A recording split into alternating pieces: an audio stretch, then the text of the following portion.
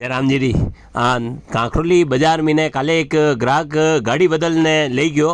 मैं आपने बताऊं कि पैसन गाड़ी है होंडा री, जो कि नया बाजार में ने माधुरी साड़ी रा बाढ़ने खड़ी ही और दुकान मालिक री वा गाड़ी ही वरना नंबर हा RJ3BS 3849 और वणी गाड़ी रा बदले ग्राहक खुदरी गाड़ी अटे रख गयो RJ30SE 5354। तो ग्राहक खुदरी गाड़ी तो अटे रख गयो और दुकान मालिक री गाड़ी ले गयो है। तो यह जो है ये बड़ा परेशान हो रहा है। अगर जो भी पर्सन यह गाड़ी देखे RJ03BS 3849 तो यह आना दुकान वाला री गाड़ी है और ग्राहक री गाड़ी अटे खड़ी तकी है, जो कि वरना नंबर है RJ30SE 5354। तो जनी ने भी अगर सूचना मिले तो ये नरेश जी कुमावत है, जना नंबर स्क्रीन पे दिख रहा है, तो जरूर आप ने फोन करजो।